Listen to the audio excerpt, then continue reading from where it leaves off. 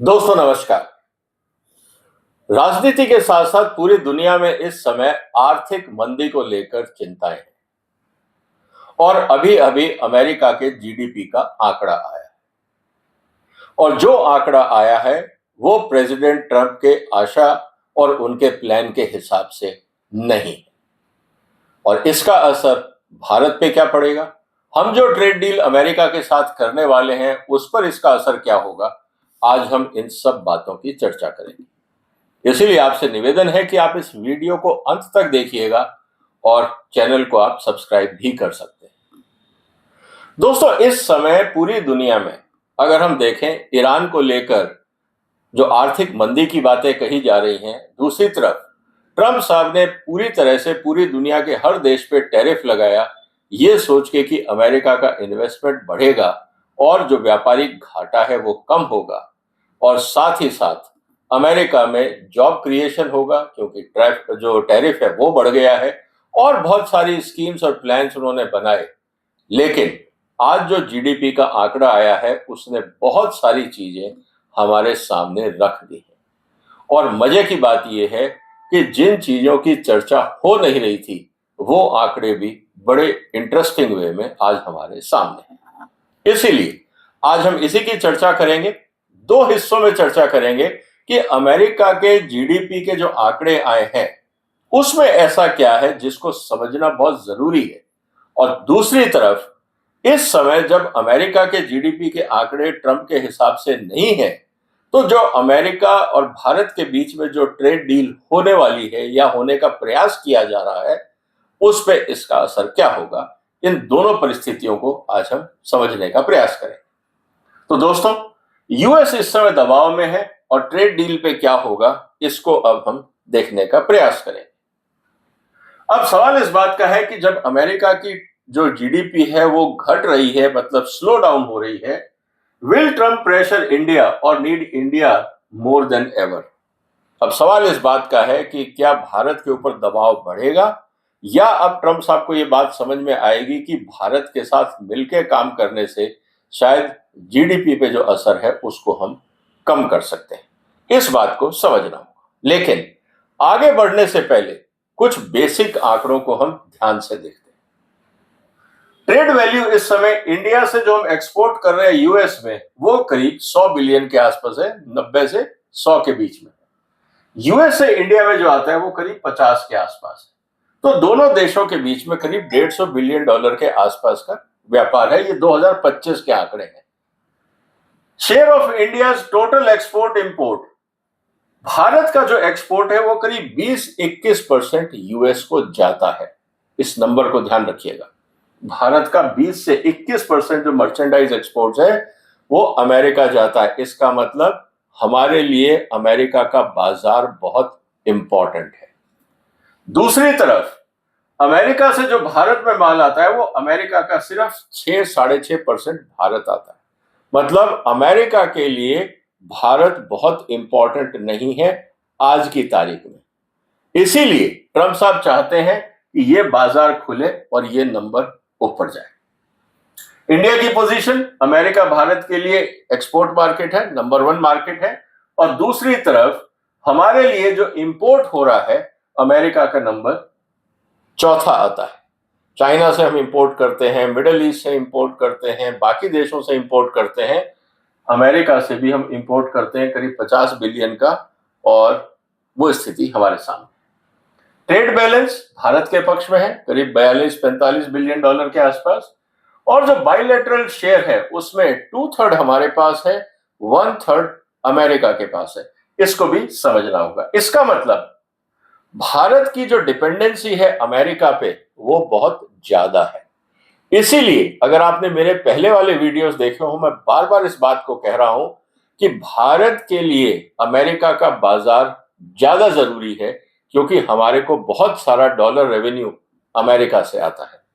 जहां तक की बात है अमेरिका की, अमेरिका चाहे तो भारत को इग्नोर कर सकता है, क्योंकि कुल मिला के अगर हम देखें 50 बिलियन डॉलर और टोटल अगर बात करें तो करीब 2 ट्रिलियन डॉलर का व्यापार है अमेरिका का।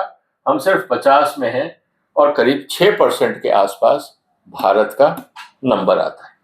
इसीलिए कुल मिला के हाईली एसिमेट्रिक रिलेशनशिप है। इस समय जो बैलेंस है वो भारत के फेवर में है, लेकिन स्ट्रेटेजिकली अमेरिका जो है वो भारत के लिए एक बहुत इंपॉर्टेंट मार्केट है। यही चीज है जिसको ट्रंप साहब एनकैश करना चाहते हैं, भारत पे दबाव बना के कि देखिए 20% मेरे कंट्रोल में है, मेरी बात मान लो, नहीं तो मैं तुम्हें 20% के बाजार से बाहर कर दूंगा। ये धमकी हमेशा ट्रंप साहब की रही है। अब अगर हम देखें अमेरिका की जो रणनीति रही है व्यापारिक दृष्टि से और इसका भारत पे क्या असर आएगा, पहले इसको समझने के लिए अमेरिका में क्या हो रहा है इसको समझना जरूरी है। वहां पे इंपोर्ट बहुत तेजी से बढ़ रहे हैं। अब तेजी से क्यों बढ़ रहे हैं? क्योंकि इस समय आर्टिफिशियल इंटेलिजेंस हार्डवेयर पे अमेरिका में बहुत इन्वेस्टमेंट हो रहा है। डेटा सेंटर बन रहे हैं, आर्टिफिशियल इंटेलिजेंस सर्वर सेंटर्स बन रहे हैं और बहुत कुछ हो रहा है। और ये सारा जो चिप्स है ये अमेरिका को इंपोर्ट करना पड़ रहा है। इसीलिए इस समय इंपोर्ट बहुत ज्यादा अमेरिका में हो रहा है। दूसरी तरफ कंज्यूमर अपनी स्पेंडिंग जारी रखे हुए। पहले कंज्यूमर स्पेंडिंग कम थी, लेकिन अब कंज्यूमर स्पेंडिंग बढ़ गई है। इस बात को हमें समझना होगा। इसका मतलब अमेरिका में जो मार्केट है जिसमें भारतीय प्रोडक्ट भी कंज्यूम होते हैं वो बाजार आज भी मजबूत है। तो भारत के लिए अमेरिकन मार्केट मजबूत है। साथ ही जो सबसे बड़ी चिंता की बात है जो ईरान वॉर के कारण अब असर आएगा वो ये कि जब वहां पे महंगाई बढ़ेगी, इन्फ्लेशन, क्योंकि फ्यूल के दाम बढ़ गए, उसका असर कंज्यूमर स्पेंडिंग पे क्या आएगा ये आने वाले दिनों में देखना बहुत जरूरी होगा। इसका मतलब ये है कि एक तरफ तेल के दाम बढ़ रहे हैं, दूसरी तरफ जो ट्रंप ने टैरिफ बढ़ाए हैं उससे भी जो चीजें अमेरिका में इंपोर्ट होती हैं वो महंगी हो रही है। अब इसका असर क्या है? हायर टैरिफ के कारण दाम ऊपर जा रहे हैं। जब दाम ऊपर जा रहे हैं तो परचेजिंग पावर कम हो रही है, साथ ही ओवरऑल कंजम्पशन भी कमजोर होने की उम्मीद है। लेकिन अभी तक का आंकड़ा यह बोलता है कि अमेरिका में कंजम्पशन ठीक ठाक है, लेकिन जो फेडरल डेटा है उनका जो फोरकास्टिंग है वो ये कहना है कि आने वाले दिनों में कंजम्पशन कम हो सकती है। इसीलिए इनका ये कहना है एक तरफ तो हम स्टैग्नेशन की तरफ जा रहे हैं, हमारे यहाँ जो ग्रोथ होनी चाहिए वो नहीं हो रही, और इन्फ्लेशन का खतरा है, मतलब ग्रोथ कम इन्फ्लेशन ज्यादा, जिसको टिपिकली स्टैगफ्लेशन कहा जाता है। ये इंपॉर्टेंट है और यही चुनौती भारत की अर्थव्यवस्था में भी शायद देखने को मिल सकती है। इसकी बारे में हमें सोचना होगा। अब रही बात टैरिफ को लेकर। अब टैरिफ के लिए समस्या ट्रंप साहब की है कि एक तरफ तो वो चाहते हैं इन्वेस्टमेंट आए, लेकिन दूसरी तरफ महंगाई बढ़ रही है, इससे कैसे निजात पाया जाए। ये ट्रेड ऑफ ट्रंप साहब के लिए भारी पड़ रहा है। इसका मतलब जब आप टैरिफ लगाते हैं तो इनपुट कॉस्ट बढ़ रहा है, कंज्यूमर प्राइसेस बढ़ते हैं, सप्लाई चेन डिसरप्ट होती है, इंपोर्ट अगर मैं करके वहां पे प्रोसेस करना चाहता हूं तो प्रोडक्शन कॉस्ट बढ़ने लगती है, और कुल मिला के जब महंगाई बढ़ती है तो जो इन्वेस्टमेंट होना चाहिए था वो डिले होता है, और कुल मिला के टैरिफ बढ़ाने का जो पर्पस था वो सॉल्व नहीं होता है। आपको याद होगा दोस्तों, मैंने अपने एक वीडियो में कहा था कि ट्रंप साहब ने एक बहुत बड़ा ब्लंडर किया। ये शुरू के दिन की बात है जब ट्रंप साहब ने अपने यहाँ पे टैरिफ लगाए थे पिछले साल 2 अप्रैल को। उसमें भी मैंने कहा था कि ट्रंप ने जो सबसे बड़ा ब्लंडर किया है वो ये कि उनको सिर्फ फिनिश्ड गुड्स पे टैरिफ बढ़ाने चाहिए थे, रॉ मटेरियल पे नहीं बढ़ाने चाहिए थे। ट्रंप साहब ने अक्रॉस द बोर्ड हर चीज पे टैरिफ बढ़ा दी, मतलब रॉ मटेरियल भी महंगा और फिनिश गुड्स भी महंगा। होना यह चाहिए था कि सिर्फ फिनिश गुड्स पे ट्रंप साहब टैरिफ बढ़ाते और कहते कि देखिए आप रॉ मटेरियल इंपोर्ट कर लीजिए, मुझे कोई एतराज नहीं है, लेकिन वैल्यू एडिशन अमेरिका में करिए, मतलब यहां इन्वेस्ट करिए और यहाँ के कंज्यूमर्स को खिलाइए, उनके लिए बनाइए, मुझे कोई एतराज नहीं। लेकिन आपने रॉ मटेरियल पे भी टैरिफ लगा दिया, ये जानते हुए कि सप्लाई चेन ओवरनाइट नहीं बनती है। आपको माइंस चाहिए या एग्रीकल्चर से रॉ मटेरियल चाहिए, उसमें टाइम लगता है। ये एक बड़ा ब्लंडर ट्रंप एडमिनिस्ट्रेशन की तरफ से हुआ और पहले दिन से इस बात को मैं कह रहा हूं। So the tariff strategy may eventually help selected US industries, but the transition itself can slow the growth, और तब तक शायद ट्रम्प साहब का कार्यकाल भी खत्म हो जाए। अब इसका प्रॉब्लम यह हुआ कि जब इन्वेस्टमेंट नहीं आ रहा तो जो लेबर मार्केट क्रिएट करने की संभावना थी अमेरिका में, मतलब जॉब क्रिएशन, वो भी स्लो डाउन हुआ। और जब जॉब क्रिएशन स्लो डाउन होता है, मतलब लोगों के हाथ में पैसा नहीं होता, तो जो परचेजिंग पावर बढ़नी चाहिए थी इकोनॉमी में वो भी नहीं बढ़ी, जो सरकार को टैक्स मिलने चाहिए थे वो भी नहीं मिले। इसीलिए अगर आपको याद होगा, मैंने एक मोदी जी के लिए वीडियो बनाया था, उसमें मैंने ये कहा था, मोदी जी जीडीपी का आंकड़ा मत दिया कीजिए, इसके पीछे देश का कोई भला नहीं। आप सिंगल पॉइंट फोकस करिए, देश के अंदर जॉब कैसे क्रिएट हो, क्योंकि जब जॉब क्रिएट होंगे तो जीडीपी अपने आप बढ़ता है। जब जॉब क्रिएट होता है तो लोगों की परचेजिंग पावर बढ़ती है। परचेजिंग पावर बढ़ती है तो जो आपकी इंडस्ट्रीज हैं उनके लिए डिमांड क्रिएट होती है। जब कंजम्पशन बढ़ता है तो आपके यहाँ पे रेवेन्यू बढ़ता है, टैक्सेशन बढ़ता है, टैक्स कलेक्शन बढ़ता है। तो सिंगल पॉइंट फोकस अगर भारत सरकार भी करे कि सिर्फ जॉब क्रिएशन पे फोकस करें, जीडीपी वगैरह सब बाई प्रोडक्ट है, ये अपने आप जॉब के साथ साथ बढ़ने लगते हैं। लेकिन अगर हम ये कहें कि जीडीपी बढ़े, तो जरूरी नहीं है कि जॉब बढ़े, क्योंकि जीडीपी तो हिंदुस्तान की 10 कंपनियां जो टॉप पे हैं, अगर उनका वैल्यूएशन बढ़ता है और उनकी प्रोडक्शन बढ़ती है तो आप जीडीपी बढ़ा सकते हैं, लेकिन इससे देश का भला नहीं होता। इसीलिए अगर कोई पैरामीटर इंपॉर्टेंट है भारत के लिए और अब अमेरिका के लिए, वो है जॉब क्रिएशन। इस बात को हमें समझना होगा, क्योंकि जब जॉब आता है तो इनकम आती है, इनकम आती है तो कंजम्पशन आती है, और कंजम्पशन बढ़ती है तो टैक्स बढ़ता है, इकोनॉमी मजबूत होती है। इसका मतलब America GDP slow down is not yet recession. इस बात को हमें मानना पड़ेगा, क्योंकि अभी वहां पे रिसेशन नहीं आया, ग्रोथ रुकी। अब देखते हैं कि ईरान वॉर का जो असर है, जो फ्यूल का असर है, उससे क्या फर्क पड़ता है। वो एक बहुत बड़ा सिग्नल होगा, उसके लिए हमें अगले 2-3 महीने इंतजार करना होगा। इसका मतलब जो रियल जीडीपी है, जो उम्मीद थी कि 2.2-2.3% बढ़ेगी, वो 1.5% बढ़ी। कंज्यूमर स्पेंडिंग जो पहले 0.5 थी वो बढ़ के 3 से ऊपर हो गई, ये पॉजिटिव साइन है। डोमेस्टिक जो कंजम्पशन है वो बढ़ी। आर्टिफिशियल इंटेलिजेंस में इन्वेस्टमेंट बहुत बढ़ा, इसके चक्कर में इंपोर्ट बढ़ गया। और इन्फ्लेशन, क्योंकि क्रूड का इन्फ्लेशन प्लस टैरिफ का असर, इन्फ्लेशन बढ़ गया और फेड रेट इस चक्कर के अंदर बढ़ाना पड़ा। उनको, ट्रम्प साहब को उम्मीद थी कि ये इंटरेस्ट रेट कम होगा जिससे इन्वेस्टमेंट बढ़ेगा, जो नहीं हुआ। इसका मतलब ये है कि इकोनॉमी फिलहाल तो स्ट्रांग है, लेकिन जीडीपी कमजोर है। और जो सबसे बड़ा इशू है वो ट्रेड बैलेंस, क्योंकि अमेरिका का इंपोर्ट बहुत तेजी से बढ़ा है, एक्सपोर्ट नहीं बढ़ा, तो जो टेंशन था वो बरकरार है। और इसका मतलब है कि इन्फ्लेशन, जो इंटरेस्ट रेट कम नहीं करेगा और प्रॉब्लम्स बनी रहेंगी। तो इसीलिए असर यह है कि टैरिफ से इन्फ्लेशन, इन्फ्लेशन के कारण आप इंटरेस्ट रेट कम नहीं कर सकते, मतलब बोरोइंग महंगा रहेगा। बोरोइंग महंगा रहेगा तो इन्वेस्टमेंट स्लो रहेगा, जॉब क्रिएशन नहीं होगा। जब जॉब क्रिएशन नहीं होगा तो कंजम्पशन घटेगा और फर्दर जीडीपी पे इसका असर आएगा, नेगेटिव असर आएगा।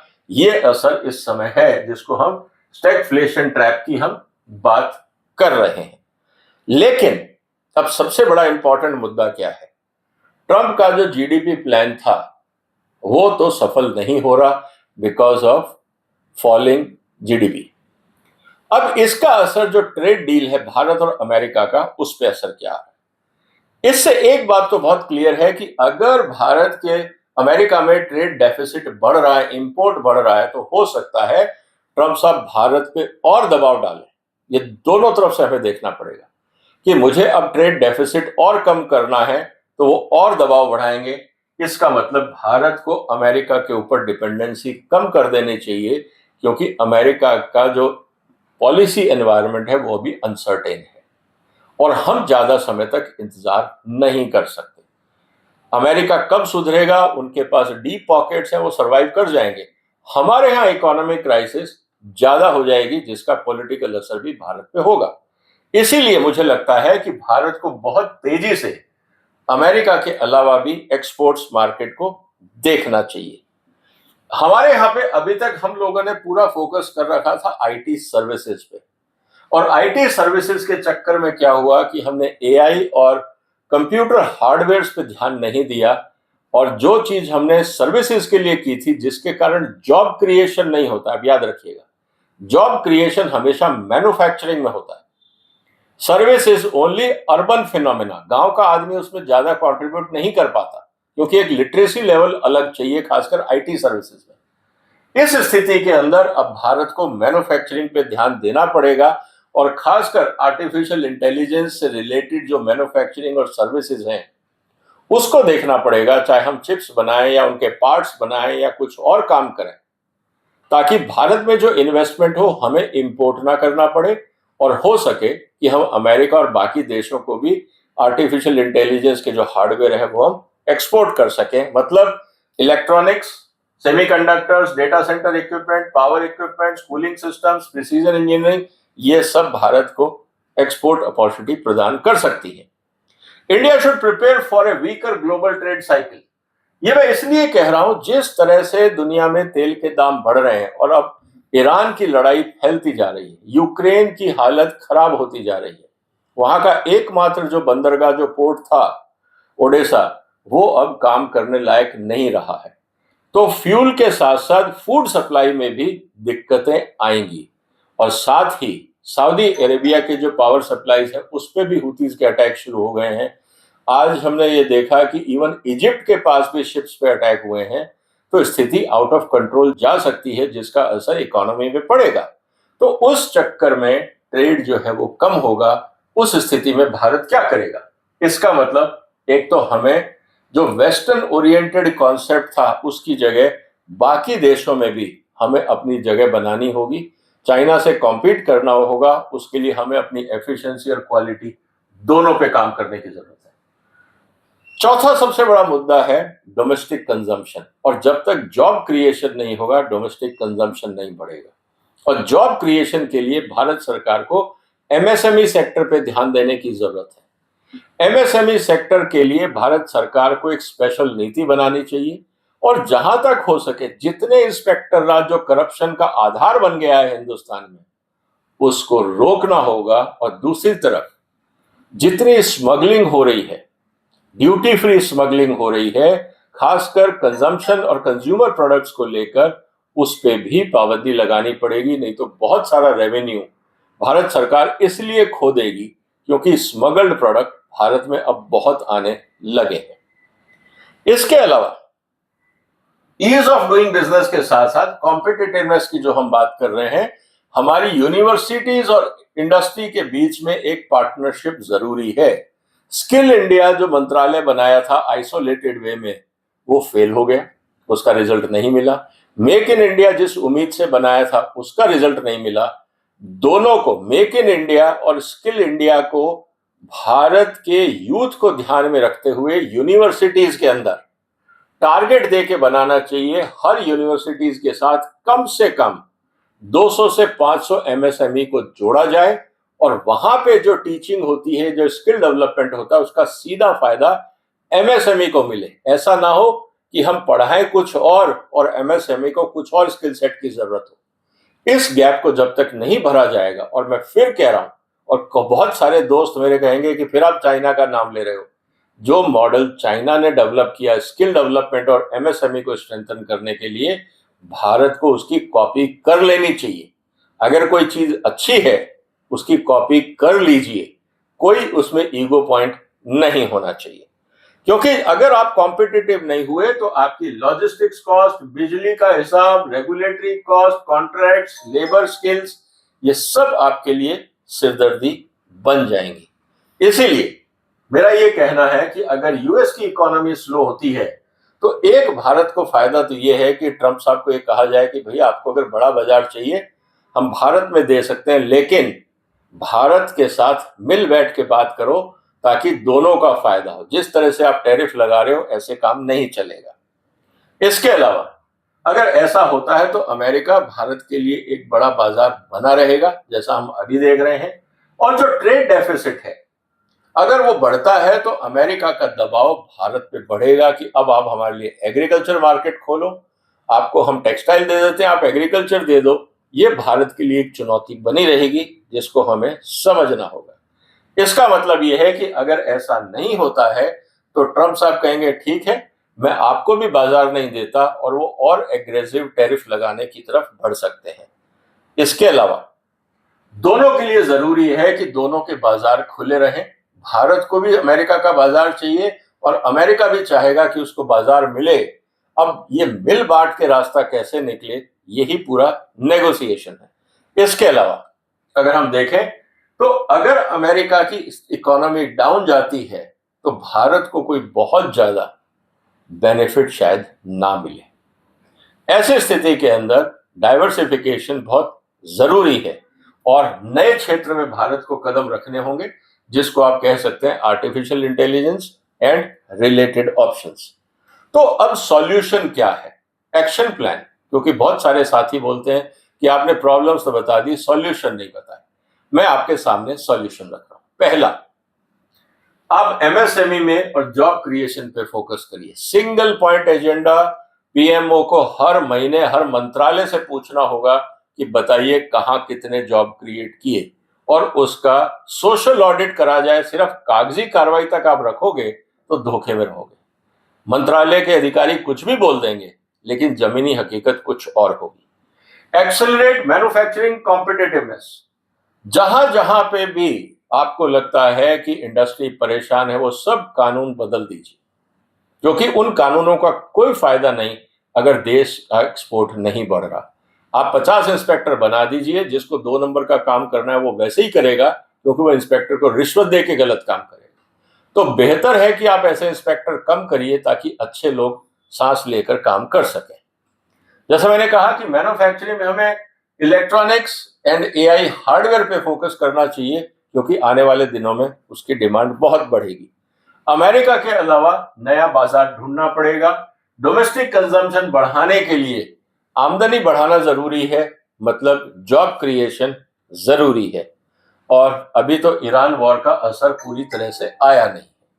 अब देखना होगा कि अगले 2 महीने क्या होगा, क्योंकि जिस तरह से अब सऊदी अरेबिया पे अटैक शुरू हो गए हैं तो ऑयल सप्लाईज कैसे आएंगी, इसको देख के भी चिंता हो रही है। और साथ ही जो ग्लोबल सप्लाई चेन है, अभी भारत इंटरनेशनल ट्रेड से कटा हुआ है। आप वर्ल्ड मैप उठा के देख लीजिए, सारी दुनिया में इंटरनेशनल ट्रेड होता है। भारत करीब 1.5 अरब आबादी का देश है, लेकिन हम दुनिया से कटे हुए हैं। कारण यह है कि हम आज भी प्रोटेक्शन की कॉन्सेप्ट को लेकर इकोनॉमिक पॉलिसी बनाते हैं, क्योंकि प्रोटेक्शन से हम एक्चुअली वोट बैंक प्रोटेक्ट कर रहे हैं, इकोनॉमी प्रोटेक्ट नहीं कर रहे। और ये ज्यादा दिन चलेगा नहीं, क्योंकि जब तक आप प्रोटेक्शन रखोगे आपके यहां अपग्रेडेशन नहीं होगा, और जब तक अपग्रेडेशन नहीं होगा आप इंटरनेशनल मार्केट में सप्लाई चेन क्रिएट नहीं कर सकते। तो आपको थोड़े समय के लिए पेन उठाना पड़ेगा ताकि हम कॉम्पिटिटिव हो जाएं। इसीलिए R&D, innovation, capacity building, corporate governance, अगर इस पे ध्यान नहीं दिया तो हमारी कंपनियां बढ़ नहीं पाएंगी, क्योंकि आने वाले समय में क्वालिटी एंड गवर्नेंस को लेकर मुद्दे गरमाएंगे। और इन सब के लिए आपको रिफॉर्म्स करना होगा ताकि कॉस्ट कम हो, कानूनी की जो पेचीदगियां हैं वो कम हो, और व्यापारी आसानी से काम कर सके। अब इशू ये है कि क्या सरकार ऐसा करेगी, क्योंकि अगर हमें भारत को दुनिया की इकोनॉमी से जोड़ना है तो मैं यही कह रहा हूं कि the next phase of global growth will be driven by technology, manufacturing capability and resilient domestic demand, not by export growth alone. तो अगर अमेरिका का ट्रेड डील आपके फेवरेबल नहीं भी होता है तब भी आप गुजारा कर लेंगे, अगर आपके पास कॉम्पिटिटिवनेस है, क्वालिटी है और गवर्नेंस है।